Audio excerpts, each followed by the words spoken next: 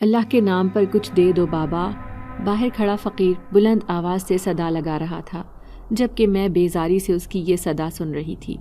میں اچھی طرح جانتی تھی کہ گھر میں پھوٹی کوڑی بھی نہیں ہے، تو پھر بھلا میں اس بوڑھے فقیر کو کیا دے سکتی تھی؟ لیکن مانگنے والا بھی ڈھیٹ تھا، جو دروازے کی دہلیز چھوڑنے کو تیار ہی نہ تھا۔ پھر میں نے کچن میں جا کر دیکھا۔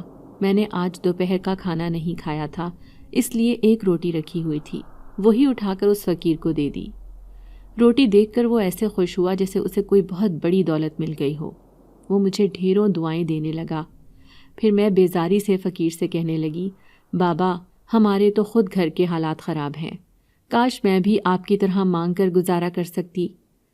میں نے دیکھا وہ روٹی کھا کر ہاتھ اٹھا کر اللہ تعالیٰ کا شکر ادا کر رہا تھا۔ پھر مجھے دیکھتے ہوئے کہنے لگا، لیکن بیٹا تو نے مجھے روٹی دی ہے، اس لیے میں تجھے بھی کوئی چیز دینا چاہتا ہوں۔ یقین کرو وہ چیز ایسی ہے جو تمہاری قسمت بدل دے گی۔ میں حیران تھی کہ بھلا فقیر کے پاس ایسی کیا چیز ہے۔ تبھی اس نے اپنے تھیلے میں موجود ایک بڑی مشین نکال کر مجھے دے دی۔ یہ کیا ہے بابا؟ میں حیرت سے اس سے پوچھنے لگی۔ یہ مشین تیرے بہت کام آئے گی، اس سے چینی کے لچھے بنتے ہیں، ان لچھوں کو بیچ کر تو اچھے خاصے پیسے کما سکتی ہے۔ میں نے ان کے ہاتھ سے وہ مشین لے لی تھی۔ پھر وہ کہنے لگے، پہلے میں بھی یہی کام کرتا تھا، لیکن اب میری آنکھیں کام نہیں کرتی کیونکہ میری عمر زیادہ ہو گئی ہے۔ مجھے نہیں معلوم تھا کہ وہ ایک روٹی کے بدلے میں مجھے اپنی اتنی قیمتی چیز دے کر چلا جائے گا۔ میں نے ان کا شکریہ ادا کیا تو وہ کہنے لگے، تو نے میرا پیٹ بھرا ہے، اسی طرح اللہ تیرا بھی پیٹ بھرے گا۔ یہ کہہ کر دعا دیتا وہ فقیر رخصت ہو گیا۔ لیکن میں نہیں جانتی تھی کہ اس مشین کے آنے کے بعد میری زندگی بدل جائے گی۔ میرا نام زارا ہے۔ میرا تعلق ایک انتہائی غریب گھرانے سے تھا۔ ہمارے گھر کے حالات ایسے تھے کہ فاقوں کی نوبت تھی، لیکن خدا نے مجھے خوبصورتی جیسی نعمت سے نواز رکھا تھا، اس لیے اماں مجھے گھر سے باہر نکلنے ہی نہ دیتی۔ میں بھی ابا کا ہاتھ بٹانا چاہتی تھی، کیونکہ وہ ایک حادثے میں معذور ہو گئے تھے۔ وہ ایک مزدور تھے، لیکن اچانک ایک بلڈنگ سے گرنے کی وجہ سے ان کی ایک ٹانگ ٹوٹ گئی۔ وقت پر مناسب علاج نہ ہو سکا تھا، اس لیے وہ زندگی بھر کے لیے معذور ہو گئے تھے۔ یوں ہمارا گھر پائی پائی کو ترسنے لگا۔ میں گھر میں سب سے بڑی تھی۔ مجھ سے 4 بہن بھائی اور بھی تھے جو اسکول میں پڑھ رہے تھے، لیکن گھر کے حالات ایسے ہو گئے کہ انہیں اسکول چھوڑنا پڑا۔ اب وہ سارا دن گلیوں میں کھیلتے رہتے تھے۔ ایسے میں میرا دل ہر وقت کرتا رہتا۔ میں باہر جا کر کہیں کام کاج کرنا چاہتی تھی، لیکن اماں میری خوبصورتی سے ڈرتی تھی۔ وہ کہتی تھی کہ آج کل حالات بہت خراب ہیں، کہیں کوئی تمہاری معصومیت سے فائدہ اٹھا کر کچھ غلط نہ کر لے۔ میں کہتی، اماں گھر کے لیے کچھ نہ کچھ تو کرنا ہی پڑے گا، ابا کی دوائیاں بھی آتی ہیں ہر مہینے، اور گھر کے خرچے بھی کیسے پورے ہوں گے؟ میرا پریشان چہرہ دیکھ کر اماں کہتی ہیں کہ اللہ ہی کچھ سبب بنائے گا۔ میں نہیں چاہتی تھی کہ اماں بڑھاپے کی حالت میں گھر سے باہر قدم نکالے یا کسی بنگلے کوٹھے میں جا کر کام کاج کرے۔ ویسے بھی ہماری ایک غریب بستی تھی، یہاں پر زیادہ امیر لوگ بھی نہ رہتے تھے۔ ہاں تھوڑے فاصلے پر شہر تھا جہاں پر بنگلے کوٹھیاں موجود تھیں، لیکن وہاں پیدل آنا جانا آسان نہیں تھا۔ اکثر غریب اور بوڑھے لوگوں کو یوں بڑھاپے میں کماتے دیکھ کر میرا دل بھر آتا تھا، تو پھر ایسے میں اپنے ماں باپ کے ساتھ ایسا کیسے ہونے دیتی؟ اسی لیے بس یہی سوچ سوچ کر پریشان ہوتی کہ گھر کیسے چلے گا۔ آج جب وہ بوڑھا فقیر مجھے یہ مشین دے کر گیا تو میری خوشی کی انتہا نہ رہی۔ میں اسے لے کر ابا کے پاس آئی۔ ابا بھی بستر پر پڑے رہتے تھے، بے ساکھی کے سہارے چلتے تھے۔ میں ابا سے پوچھنے لگی کہ اس میں چینی کے لچھے کیسے تیار ہوتے ہیں، تو پھر انہوں نے کچن سے مجھ سے تھوڑی سی چینی منگوائی اور لچھا تیار کر کے دکھایا۔ میں خوشی خوشی ابا سے کہنے لگی، ابا یہ تو بڑے کام کی مشین ہے، لیکن ابا خاموش تھے۔ پھر وہ مایوسی سے کہنے لگے، لیکن بیٹا اسے لے کر تو گلی گلی گھومنا پڑتا ہے، اور ایسے میں ہمارے گھر میں تو کوئی بھی نہیں جو باہر جا کر اس سے رزق کما کر لائے۔ تب میں نے بڑے پیار سے ابا کے شانے پر ہاتھ رکھا اور کہنے لگی، ابا میں ہوں نا آپ کا بیٹا، میں ہی اسے باہر لے جا کر روزی کماؤں گی۔ لیکن باہر سے آتی اماں نے میری بات سن لی۔ پھر وہ غصے سے کہنے لگی، ہرگز نہیں، میں تمہیں گھر سے باہر نکلنے نہیں دوں گی۔ میں اماں کو سمجھاتے ہوئے کہنے لگی، آپ دونوں کو نہیں تو میرا گھر سے باہر نکلنا ضروری ہے، یہ چھوٹے بہن بھائیوں کے مستقبل کا سوال ہے، ان کے سال ضائع ہو رہے ہیں اور میں کسی صورت ان کا مستقبل برباد نہیں ہونے دوں گی۔ اماں غصہ کرنے لگی، لیکن ابا نے مجھے خاموش کروا دیا اور کہنے لگے، میری بیٹی بہت ہمت والی اور بہادر ہے، جو یہ کام کرنا چاہتی ہے اسے کرنے دو۔ یوں میں بار بار اس مشین کو چلا کر دیکھ رہی تھی جس میں چینی کے لچھے بن بن کر تیار ہو رہے تھے۔ میں جانتی تھی کہ بچے ہوں یا بڑے سبھی بہت شوق سے کھاتے ہیں۔ پھر دوسرے دن اماں کی سائیکل پر میں اس مشین کو لے کر نکلی۔ سارے بستی کے لوگ مجھ پر ہنس رہے تھے، لیکن مجھے کسی کی پرواہ نہ تھی۔ مجھے یہ کام کرنا بہت اچھا لگ رہا تھا۔ پھر میں دور ایک درخت کے نیچے جا کر کھڑی ہو گئی، لیکن اس وقت مایوسی طاری ہونے لگی جب 3 گھنٹے گزر گئے لیکن میرے پاس کوئی بھی نہ آیا۔ چند ایک بچے ہی آئے تھے، 10-20 روپے میرے پاس جمع ہو گئے تھے، لیکن یہ بہت معمولی رقم تھی۔ میں تو اس مشین کو حاصل کرنے کے بعد بڑے بڑے خواب دیکھنے لگی تھی کہ میرے لچھے دن رات فروخت ہو جائیں گے، لیکن یہ کیا، مجھے اس درخت کے نیچے کھڑے ہوئے 3-4 دن گزر گئے، لیکن پھر بھی میری بالکل سیل نہ ہوئی تھی۔ ہاں، سڑک سے آتے جاتے لوگ مجھ پر بری نظر ضرور ڈالتے تھے۔ ایسے میں ان کا رویہ دیکھ کر سہم جاتی تھی۔ چوتھے دن مایوس چہرہ لیے گھر آئی تو ابا کہنے لگے، چھوڑ دے بیٹا، روز روز جانا ٹھیک نہیں، تھک بھی جاتی ہے اور کوئی فائدہ بھی نہیں ہوتا۔ لیکن میں ابا سے کہنے لگی کہ میں ہمت نہیں ہاروں گی، مجھے یقین ہے کہ ایک دن ضرور کامیاب ہو جاؤں گی۔ ایک مایوس کن کیفیت طاری ہوتی تو میں خود کی ہمت بندھاتی رہتی تھی۔ اب تو محلے پڑوس کے لوگ بھی مجھے لچھے والی باجی کہہ کر چھیڑنے لگے تھے، لیکن مجھے ان پر غصہ نہیں آتا تھا، کیونکہ سچ میں ہی میں ایک لچھے بیچنے والی لڑکی بن چکی تھی۔ روزانہ میں اس درخت کے نیچے جا کر کھڑی ہو جاتی، لیکن مایوس چہرہ لے کر گھر لوٹتی تھی۔ پھر ایک دن مغرب کے بعد تک میں وہیں کھڑی رہی، لیکن وہاں سے کسی بچے کا گزر نہ ہوا۔ آج پھر لگ رہا تھا کہ خالی ہاتھ لے کر میں گھر لوٹوں گی۔ ابھی گھر جانے کا سوچ ہی رہی تھی کہ اچانک دور سے سفید کپڑوں میں ملبوس مجھے ایک نوجوان آتا ہوا دکھائی دیا۔ اس کے وجود کی خوشبو دور سے ہی میری ناک سے ٹکرائی تھی۔ یہاں سے کبھی کبھار ہی کوئی گزرتا تھا۔ میں جانتی تھی کہ ہماری بستی بہت غریب ہے، یہاں کے لوگ اتنے امیر نہیں کہ روزانہ ایسی عیاشی افورڈ کر سکے، اس لیے کبھی کبھار کوئی بچہ ہی مجھ سے لچھے خریدنے آتا تھا۔ ایسے میں اس نوجوان کو دیکھ کر میں حیران رہ گئی، کیونکہ یہ سیدھا میری طرف ہی آ رہا تھا۔ اس نے مجھ سے لچھے کھانے کی فرمائش کی۔ میں نے جلدی سے چینی ڈالی اور مشین چلا دی۔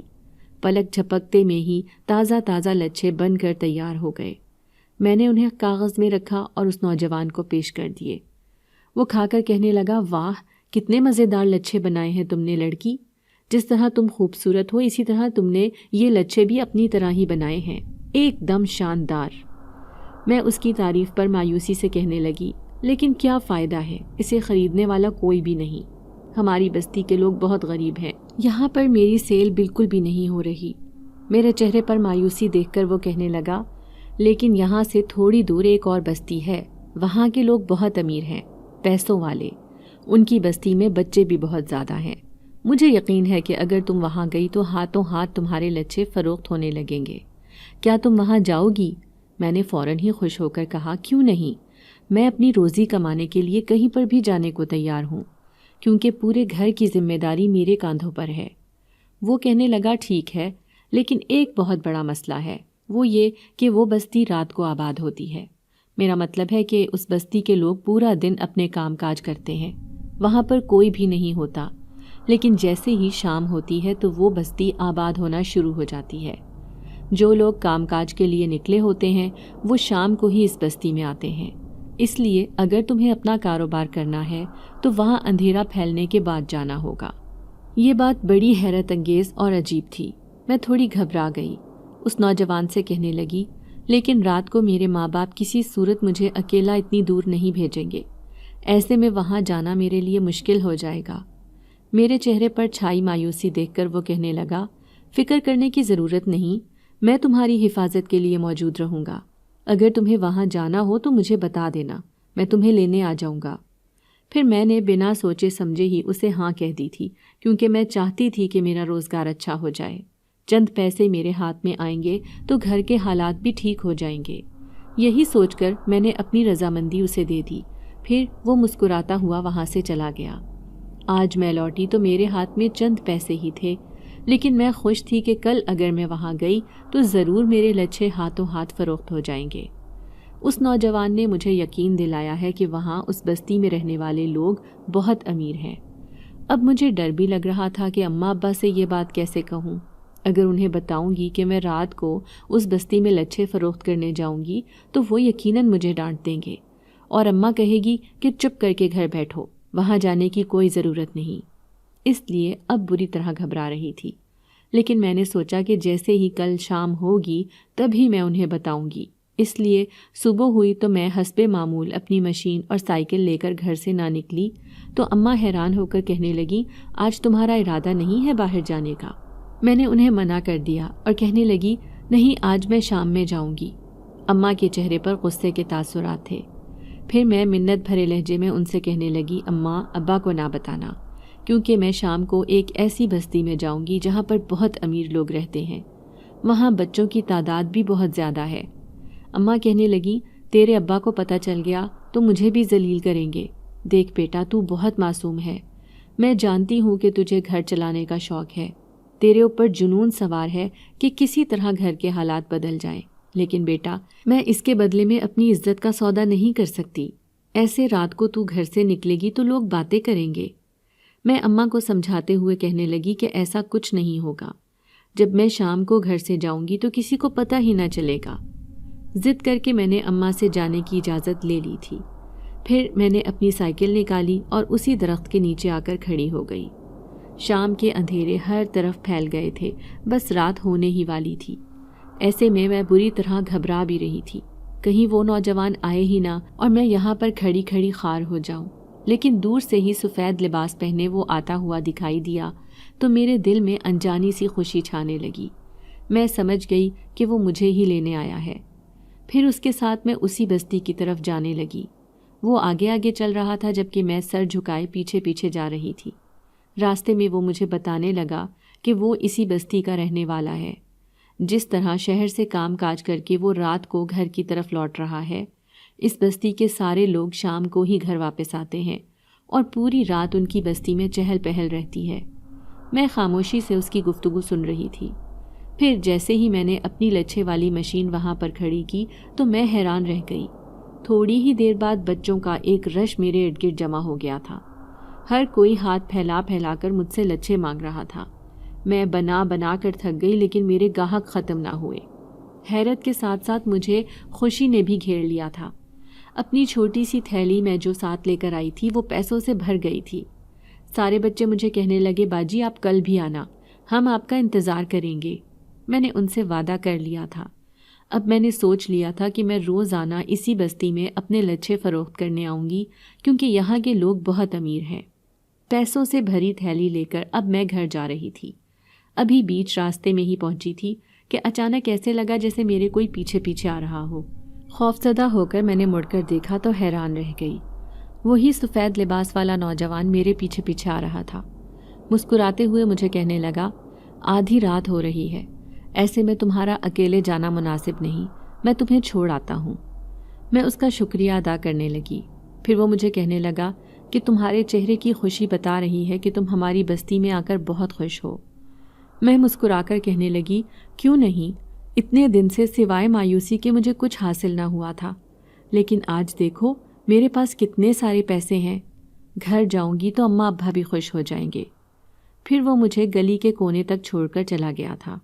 اب میں گھر آئی تو اماں کو کہنے لگی، دیکھو میں کہتی تھی نا کہ وہاں جا کر میری بہت سیل ہوگی، اور ایسا ہی ہوا ہے۔ اب میں اپنے پیسے گنتی کر کے رکھ رہی تھی تاکہ اس میں سے کل تھوڑا گھر کا سامان اور کچھ ابا کی دوائیں لے آؤں گی۔ اب تو روزانہ ہی میں اس بستی میں جانے لگی تھی۔ مجھے چھوڑنے اور لے جانے کی ذمہ داری اس نوجوان کی تھی جو اس قدر مہربان تھا کہ پابندی سے مجھے لے کر بھی جاتا تھا اور چھوڑنے بھی آتا تھا۔ اس کی وجہ سے ہی مجھے اپنے اندر ایک اعتماد محسوس ہوتا تھا۔ بستی کے ان سارے بچوں سے میری اچھی خاصی دوستی ہو گئی تھی۔ اب تو وہ بچے مجھے پہچاننے لگے تھے۔ ایک دن ایک چھوٹا بچہ مجھے کہنے لگا، باجی آپ کتنی خوبصورت ہیں، ہماری بستی میں تو آپ جیسی کوئی بھی خوبصورت لڑکی نہیں ہے۔ میں اس کی بات سن کر زور زور سے ہنسی تھی، لیکن ایسے لگا جیسے کسی کی تیز نظریں مجھے گھور رہی ہیں۔ میں نے ادھر ادھر دیکھا تو سامنے ہی وہ نوجوان کھڑا تھا۔ درخت سے ٹیک لگائے وہ مسلسل مجھے دیکھے جا رہا تھا۔ نہ جانے کیوں اس کی نظروں سے میں اپنا دل دھڑکتا ہوا محسوس کر رہی تھی۔ پھر ایک بچہ کہنے لگا، یہ لچھے میں اپنے سردار کے لیے لے کر جا رہا ہوں کیونکہ اسے بھی آپ کے بنائے ہوئے لچھے بہت پسند ہیں۔ میں حیرت سے ان سے پوچھنے لگی کہ کیا یہاں پر کوئی سردار بھی ہیں؟ تو وہ بچہ اس بات میں سر ہلاتا ہوا کہنے لگا، جی ہاں، اور ان کے حکم پر ہی ہماری بستی کا نظام چلتا ہے۔ ان کی عجیب باتیں میرے سر کے اوپر سے گزر گئی تھیں۔ جب رات کافی ہو گئی تو وہ نوجوان کہنے لگا، اب تمہیں گھر چلے جانا چاہیے، چلو میں تمہیں چھوڑ آتا ہوں۔ میں نے بھی ہاں میں سر ہلا دیا۔ پھر وہ کہنے لگا، ہماری بستی میں کل شادی ہے، اس لیے میں تمہیں بھی دعوت دیتا ہوں۔ کل تم تیار ہو کر آنا، اور ہاں، اپنی لچھے والی مشین لانا مت بھولنا کیونکہ کل یہاں پر بہت رش ہوگا، ایسے میں تمہاری اچھی خاصی سیل ہو جائے گی۔ پھر میں جھجکتے ہوئے کہنے لگی کہ بستی کے لوگوں کی شادی میں میرا کیا کام، مجھے بہت عجیب لگے گا۔ تو وہ کہنے لگا، نہیں نہیں، مجھے اچھا لگے گا اگر تم آؤ گی تو۔ وہ مجھے خاص ہدایت دے رہا تھا کہ کل مجھے تیار ہو کر آنا ہے۔ ایسے میں بھی خوش ہو گئی کہ وہ مجھے اتنی عزت دے رہا ہے۔ پھر ڈھیر سارے پیسے لے کر میں گھر گئی۔ آہستہ آہستہ گھر کے حالات بھی بدل رہے تھے۔ چاروں چھوٹے بہن بھائیوں کو داخلہ میں نے اپنی بستی کے ایک سرکاری اسکول میں کروا دیا تھا جہاں پر غریب لوگوں کے بچے پڑھتے تھے۔ لیکن ایک دن میں پریشان ہو گئی جب برابر میں رہنے والی پڑوسن اماں کے پاس آ کر کہنے لگی، تیری بیٹی کل اپنی سائیکل کا ٹھیلا گھسیٹتے ہوئے کہاں سے آ رہی تھی؟ میں نے خود اسے اپنی آنکھوں سے رات کے 12 بجے آتے ہوئے دیکھا تھا، یہ اکیلی ہی تھی۔ میں اس بات پر گھبرا گئی۔ اماں کہنے لگی، ہاں کل اسے دیر ہو گئی تھی، یہ اپنا کام کاج کرنے جاتی ہے، میری بیٹی بہت ہمت والی ہے۔ اماں کے جواب نے اسے لاجواب کر دیا تھا، لیکن اس کی شک بھری نظریں میرے وجود کے آر پار ہو رہی تھی، لیکن مجھے اس کی کوئی پرواہ نہ تھی۔ محلے پڑوس کے لوگ تو فاقوں میں پوچھتے تک نہیں تھے۔ کئی دن ہم بھوکے گھر میں پڑے رہتے تھے، لیکن کسی نے کبھی کچھ نہ کہا تھا کہ آج ہم تمہیں کھانا دے دیتے ہیں۔ ایسے میں اگر لوگوں کی پرواہ کرتے تو شاید بھوک سے ہی گھر میں سارے کے سارے خودکشی کر لیتے۔ دوسرے دن تیار ہوتے ہوئے مجھے ڈر بھی لگ رہا تھا کہ کہیں اماں مجھے ڈانٹ نہ دیں۔ پھر میں نے اپنا نیلے رنگ کا سوٹ نکالا اور اسے پہن کر تیار ہو گئی۔ چھوٹی بہنیں کہنے لگیں، باجی آج تو تم بہت اچھی لگ رہی ہو۔ اماں کہنے لگیں، اتنی تیار ہو کر کہاں جا رہی ہو؟ ان کے لہجے میں غصہ تھا۔ میں گھبرا کر کہنے لگی، اماں آج مجھے ایک گھر سے شادی کی دعوت آئی ہے۔ اس بستی میں رہنے والی ساری لڑکیاں میری دوست بن گئی ہیں۔ وہاں پر ایک جوان لڑکی کی شادی ہے، اس لیے میں آج شادی میں جا رہی ہوں، لیکن مجھے اپنا کام بھی کرنا ہے کیونکہ وہاں کے لوگ بہت امیر ہیں اور شادی میں تو میری خوب سیل ہوگی۔ میں بہت پرجوش ہو رہی تھی۔ اماں سر تھامے بیٹھی تھی کہ نہ جانے میری بیٹی کیا کرتی پھر رہی ہے۔ لیکن جیسے ہی میں تیار ہو کر اس بستی میں گئی تو اس نوجوان کی نظریں مجھے بہت کچھ کہہ گئی تھیں۔ وہ کہنے لگا، آج تو تم سب سے زیادہ خوبصورت لگ رہی ہو۔ اس کے منہ سے اپنی تعریف سن کر میں حیران رہ گئی تھی۔ بے اختیار مجھے اپنا آپ اچھا لگنے لگا۔ میں جانتی تھی کہ میں خوبصورت لڑکی ہوں، لیکن اگر کسی ایسے انسان کی تعریف جو پہلے سے ہی آپ کو اچھا لگتا ہو اس کے منہ سے سن کر تو آپ ہوا میں اڑنا شروع کر دیتے ہیں۔ اور ایسے ہی میرے ساتھ ہوا تھا۔ نیلے رنگ کا جوڑا میرے اوپر بہت جچ رہا تھا۔ پھر سارے بچے کہنے لگے، باجی آج تو آپ بالکل پری لگ رہی ہیں، چلیں ہم آپ کو دلہن کے پاس لے کر چلتے ہیں۔ میں ہرگز ان کے گھر نہیں جانا چاہتی تھی، لیکن وہ نوجوان کہنے لگا، چلی جاؤ، جب یہ بچے اتنے پیار سے کہہ رہے ہیں۔ ویسے بھی ہماری بستی میں مہمانوں کی بہت عزت کی جاتی ہے۔ میں نے دیکھا شادی والا گھر مہمانوں سے بھرا ہوا تھا، لیکن ساری عورتیں کالی کلوٹی اور عجیب سی تھیں۔ ان کے درمیان میں اپنا سرخ و سفید چہرہ لیے میں کسی پری کی طرح دکھائی دے رہی تھی۔ میرے ہاتھوں میں ٹھنڈے پسینے آنے لگے کیونکہ ساری عورتیں میرے ارد گرد جمع ہو گئی تھیں۔ پھر ایک لڑکی کہنے لگی، آؤ میں تمہیں دلہن سے ملواتی ہوں۔ جیسے ہی میں اس کمرے میں گئی جہاں پر دلہن تیار ہو کر بیٹھی تھی تو دلہن کو دیکھ کر حیران رہ گئی۔ اس کا لال رنگ کا جوڑا بہت قیمتی اور خوبصورت تھا، لیکن دلہن بھی کالی کلوٹی اور بڑی عجیب سی تھی۔ وہ سفید سفید آنکھوں سے مجھے گھور کر دیکھتی رہی۔ میں تو اس کے خوبصورت جوڑے کو دیکھے جا رہی تھی کیونکہ وہ اندھیرے سے کمرے میں خوب چمک رہا تھا۔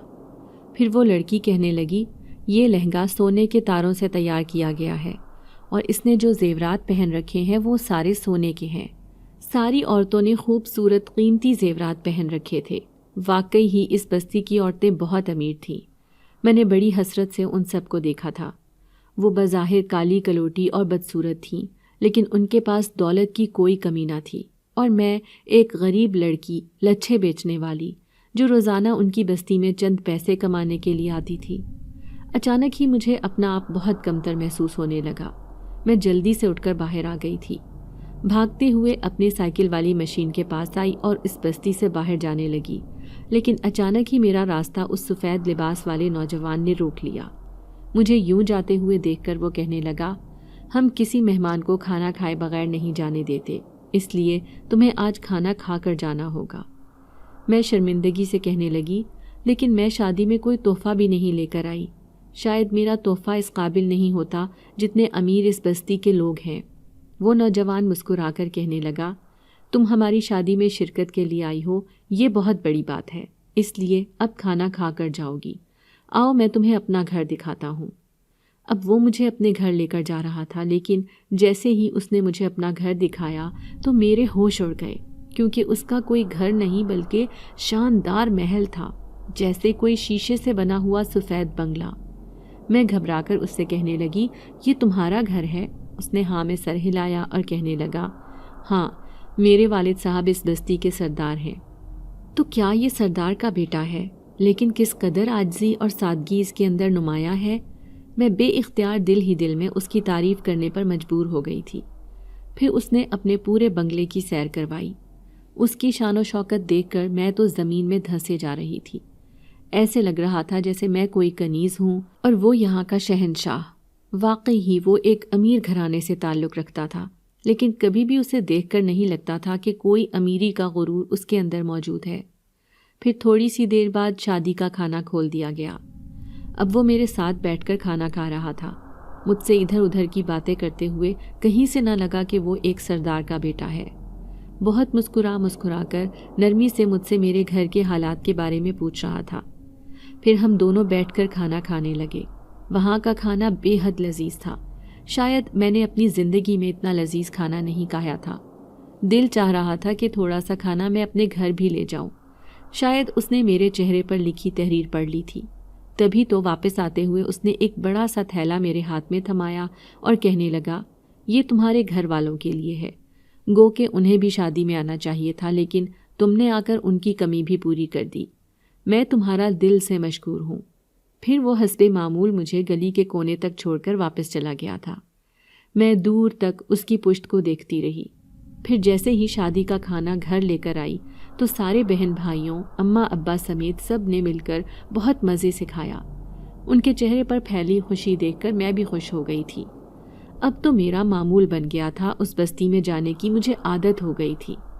لیکن ایک دن واپسی میں اس نوجوان نے مجھ سے جو بات کہی، اسے سن کر میں ہواؤں میں اڑنے لگی، جب وہ کہنے لگا کہ میں تم سے شادی کرنا چاہتا ہوں، کیا تم میری زندگی میں شامل ہونا چاہتی ہو؟ مجھے اس سے اس بات کی توقع نہیں تھی، سو میں سر جھکا کر کہنے لگی، لیکن میں ایک غریب لڑکی ہوں، میں تمہارے قابل نہیں۔ تب اس نے میرے چہرے کی طرف دیکھا اور کہنے لگا، تم نے وہاں کی ساری عورتوں لڑکیوں کو تو دیکھ لیا ہوگا، کیا وہاں پر تمہارے جیسی کوئی ایک بھی نظر آئی ہے؟ میں نے نفی میں سر ہلایا تو وہ کہنے لگا، تم ہماری بستی میں آنے والی سب سے خوبصورت لڑکی ہو، مجھے خوشی ہوگی اگر تم مجھ سے شادی کے لیے ہاں کر دو گی تو۔ وہ میرے جواب کا منتظر تھا۔ پھر میں کہنے لگی، ٹھیک ہے، میں اپنی اماں ابا سے پوچھ کر تمہیں بتاؤں گی۔ یہ سن کر وہ خوش ہو گیا تھا۔ یوں ہمیشہ کی طرح مجھے گلی کے نکڑ پر چھوڑا اور پھر واپسی کی راہ لی۔ لیکن آج میں گھر آئی تو میرے چہرے پر کئی سوچیں تھیں۔ مجھے سمجھ نہیں آ رہی تھی کہ میں اماں سے یہ بات کروں یا نہیں۔ ڈر بھی لگ رہا تھا کہ کہیں اماں مجھ سے ناراض نہ ہو جائیں۔ لیکن پھر دوسرے دن ڈرتے ڈرتے میں اماں سے کہنے لگی، اماں، وہ مجھ سے شادی کرنا چاہتا ہے۔ اماں حیران ہو کر کہنے لگی، کس کی بات کر رہی ہے تو میں گھبراتے ہوئے اماں سے کہنے لگی، وہی جس نے مجھے اس بستی کا راستہ دکھایا ہے، جو میرا محافظ بن کر روزانہ مجھے لینے اور چھوڑنے آتا ہے۔ اماں بڑی حیران تھی۔ پھر میں نے انہیں بتایا شروع سے لے کر آخر تک کہ کس طرح ایک نوجوان جس نے مجھے کہا تھا کہ اس بستی میں جا کر تمہاری بہت سیل ہوگی اور تمہارے گھر کے حالات بھی بدل جائیں گے، اس کی وجہ سے ہی ہمارے گھر کے حالات بدلے ہیں۔ میں اماں سے کہنے لگی کہ وہ بہت امیر خاندان سے تعلق رکھتا ہے اور مجھ سے شادی کرنا چاہتا ہے۔ میں وعدہ کرتی ہوں اماں کہ جب میری شادی ہو جائے گی پھر بھی میں آپ کی مدد کرنا نہیں چھوڑوں گی۔ اماں نے میرے چہرے پر لکھی تحریر پڑھ لی تھی۔ پھر وہ کہنے لگی، کیا تو بھی اسے پسند کرتی ہے؟ میں نے سر جھکا لیا، کیونکہ کہیں نہ کہیں میں بھی اس نوجوان سے محبت کرنے لگی تھی، اور وہ تھا بھی اتنا خوبصورت کہ کوئی بھی لڑکی اس کی دیوانی ہو جائے۔ پھر میں اماں سے کہنے لگی، اماں، اس بستی کی ساری عورتیں اور نوجوان لڑکیاں کالی کلوٹی اور بدصورت ہیں، جبکہ وہ نوجوان کہتا ہے کہ میں وہاں کی سب سے حسین لڑکی ہوں۔ اماں کہنے لگی، دیکھ بیٹا، اپنے اوپر اتنا غرور نہیں کرتے، سب مخلوق کو بنانے والی اللہ تعالیٰ کی ذات ہے۔ اس نے کسی کو خوبصورت بنایا ہے تو کسی کو بدصورت، لیکن اس کی ہر بنائی ہوئی چیز کے پیچھے کوئی بڑی حکمت چھپی ہوئی ہے۔ میں اماں کی بات پر بری طرح شرمندہ ہو گئی۔ پھر اماں کہنے لگی، اگر تو اس رشتے پر راضی ہے تو مجھے کوئی اعتراض نہیں۔ تو اس نوجوان کو کہہ دینا کہ اپنے ماں باپ کو ہمارے گھر بھیجے رشتے کے لیے، پھر ہم اسے ہاں کہہ دیں گے۔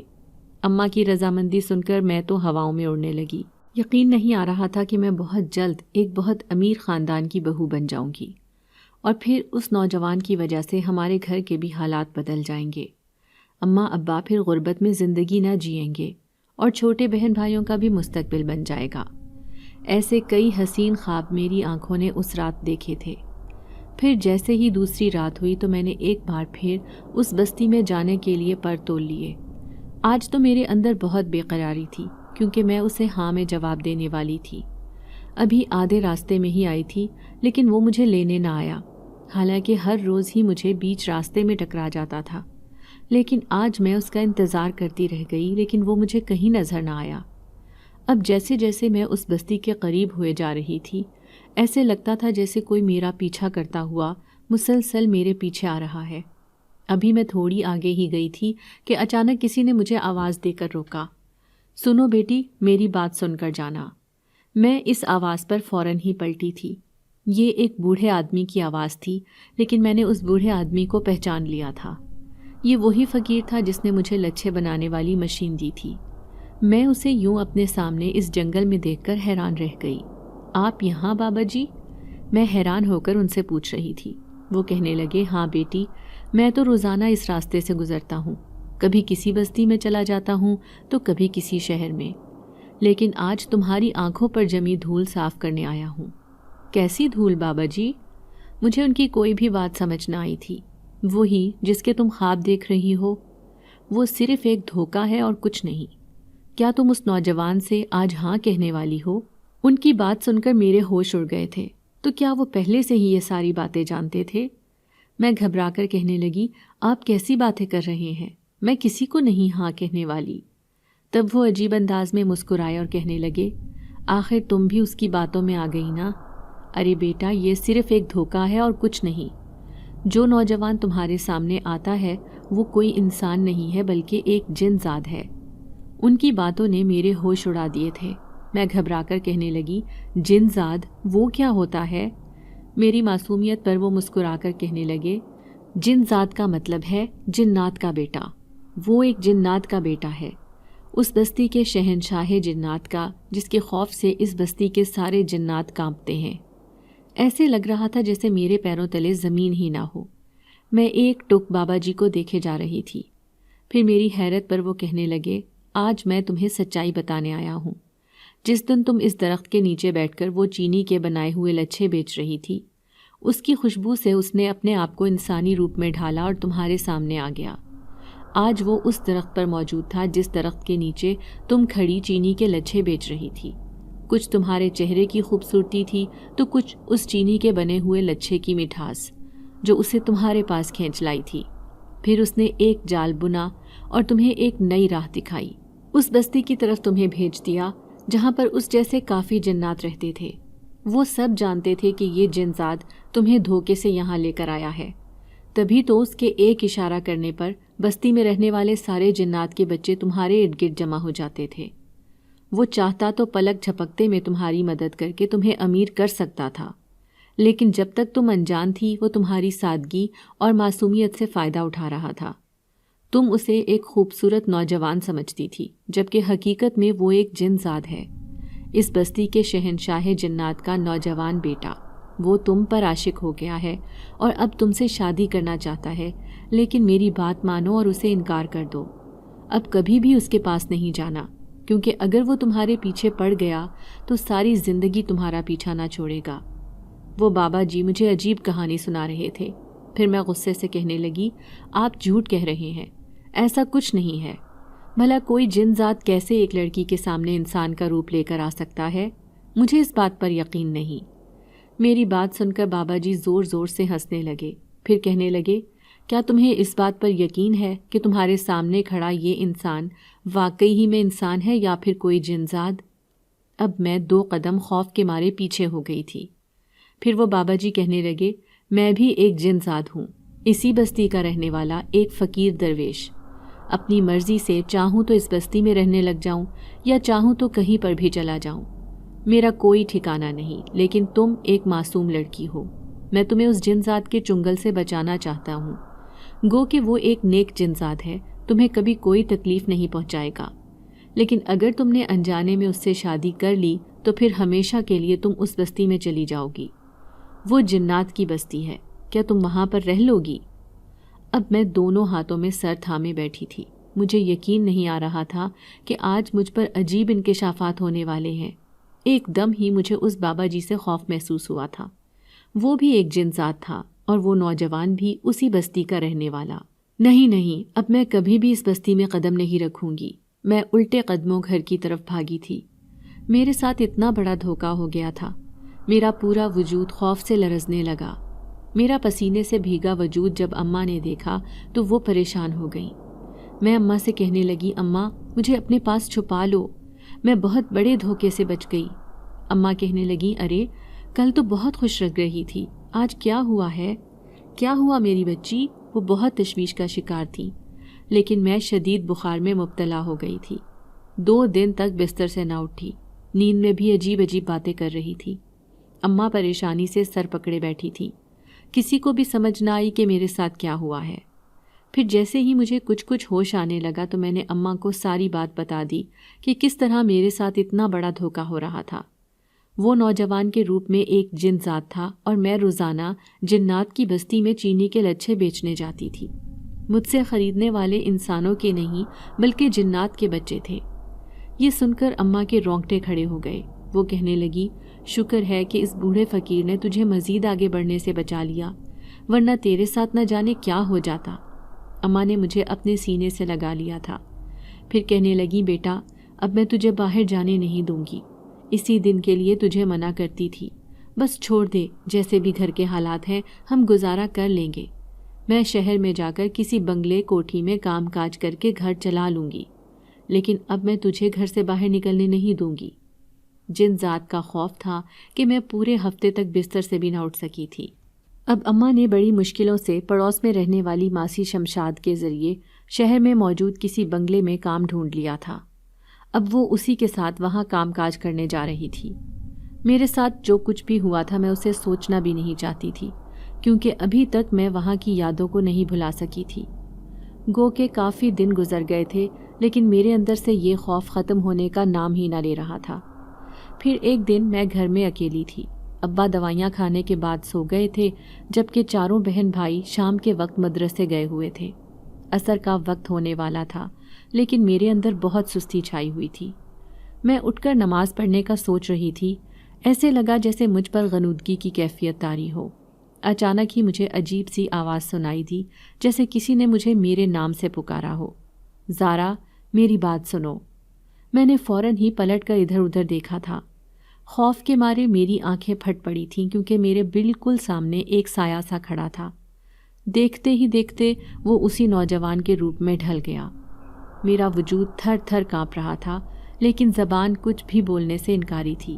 سامنے کھڑا سایہ مسلسل مجھے دیکھے جا رہا تھا۔ ہاں، یہ وہی نوجوان تھا جو مجھ سے کئی دنوں تک دھوکہ دے کر اس بستی میں اپنے ساتھ لے کر جاتا رہا تھا۔ شکر تھا کہ میرے ساتھ کچھ غلط نہ ہوا، ورنہ تو میری زندگی ہمیشہ کے لیے برباد ہو جاتی۔ اسے اپنے سامنے دیکھ کر میں غصے سے کہنے لگی، جاؤ یہاں سے، میں تمہاری حقیقت جان گئی ہوں۔ شکر ہے کہ اللہ نے مجھے تمہارے دھوکے سے بچا لیا، ورنہ میں برباد ہو جاتی۔ میں نے دیکھا اس کے چہرے پر مایوسی کی کیفیت طاری ہو گئی تھی۔ پھر وہ کہنے لگا، میں تمہاری مدد کرنا چاہتا تھا زارا، کیونکہ میں تم سے محبت کرنے لگا تھا۔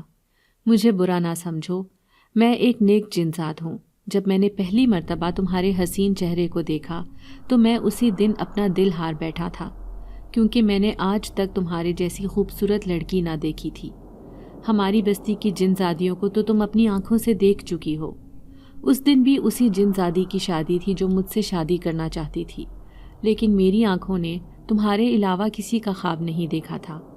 ہاں، یہ حقیقت تھی کہ میں وقتی طور پر تمہاری محبت میں ایسا سوچنے پر مجبور ہو گیا تھا کہ تمہیں دھوکے میں لا کر تم سے شادی کر کے اپنی بستی میں لے آؤں گا، لیکن پھر اچانک میرے باپ نے میری آنکھیں کھول دیں۔ اس نے مجھے سمجھایا کہ تم ایک آدم زادی ہو اور جنات کبھی کسی آدم زادی سے شادی نہیں کر سکتا۔ ہاں، لیکن محبت تو کسی کو کسی سے بھی ہو سکتی ہے۔ میں بھی خدا کی بنائی ہوئی ایک مخلوق ہوں۔ اگر مجھے تم سے محبت ہو گئی تو اس میں میرا کوئی قصور نہیں۔ کیا تم ان سب کے لیے مجھے معاف نہیں کر سکتی؟ اب میں بالکل خاموش تھی۔ اس کا رویہ ہمیشہ کی طرح میرے ساتھ مہربان اور نرم تھا۔ مجھے خاموش دیکھ کر وہ کہنے لگا، دیکھو، میں تمہاری مدد کرنے آیا ہوں، مجھے برا مت سمجھو۔ میں جانتا ہوں کہ تم ایک غریب لڑکی ہو، تمہاری آنکھوں نے بھی بہت بڑے بڑے خواب سجا رکھے ہیں۔ کیا تم ان خوابوں کو پورا کرنا چاہتی ہو؟ میں جو خاموشی سے اس کی باتیں سن رہی تھی، ایک دم سے کہنے لگی، ہاں، میں اپنے خواب ضرور پورے کرنا چاہتی ہوں، لیکن تم سے شادی کر کے نہیں، کیونکہ تم نے مجھے دھوکہ دیا ہے۔ تو وہ کہنے لگا کہ میں صرف تمہاری زندگی بدلنا چاہتا ہوں، کیونکہ تم ایک نیک لڑکی ہو۔ زمانے کی شیطانیت سے بچا کر میں تمہیں 7 پردوں میں رکھنا چاہتا ہوں، اس لیے آئندہ تم کبھی بھی گھر سے باہر نہیں نکلو گی۔ میں تمہاری ہر ضرورت اسی گھر میں پوری کر دوں گا۔ میں حیران تھی کہ وہ ایسا کیا کرنے والا ہے۔ پھر وہ کہنے لگا کہ جس درخت کے نیچے تم کھڑی ہو کر وہ چینی کے لچھے بیچتی تھی، اسی درخت کے نیچے ایک قیمتی خزانہ دفن ہے۔ اگر تم اسے حاصل کرنا چاہتی ہو تو کل رات 12 بجے کے بعد صرف ایک بار مجھ سے ملاقات کرنے آنا۔ میں تم سے آخری بار ملنا چاہتا ہوں۔ مجھے یقین ہے کہ اس ملاقات کے بعد میں اپنی زندگی میں خوش اور تم اپنی زندگی میں وہ سب کچھ حاصل کر لو گی جس کی تم خواہش رکھتی ہو۔ میرا تم سے وعدہ ہے، میں تمہیں کوئی نقصان نہیں پہنچاؤں گا۔ اس کا مہربان رویہ دیکھ کر مجھے اتنا تو یقین ہو گیا تھا کہ وہ مجھے کوئی نقصان نہیں پہنچا سکتا۔ اس لیے میں نے اس سے وعدہ کر لیا کہ کل رات 12 بجے کے بعد میں تم سے ملنے ضرور آؤں گی۔ اب وہ میرے سامنے سے غائب ہو گیا تھا، لیکن میں بہت زیادہ گھبرا رہی تھی کیونکہ اماں تو کسی صورت بھی مجھے گھر سے باہر نکلنے نہیں دیتی تھی۔ اگلے دن جیسے ہی رات کے 12 بجے تو میں اٹھ کر باہر جانے لگی، لیکن اماں نے مجھے دیکھ لیا تھا۔ مجھ سے کہنے لگی، 1000 دفعہ تجھے منع کیا ہے کہ گھر سے باہر نہ جایا کر، اور پھر چادر اوڑھ کر کہاں جا رہی ہے؟ میں کہنے لگی، اماں بس آخری بار مجھے جانے دے، میں اس جن ذات کی بات سننا چاہتی ہوں۔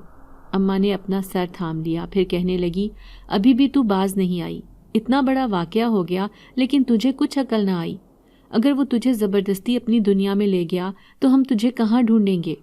میں اماں کو تسلی دیتے ہوئے کہنے لگی، اس نے مجھے دھوکہ ضرور دیا ہے، لیکن وہ کوئی بدفطرت جن ذات نہیں ہے، وہ ایک نیک جنات ہے۔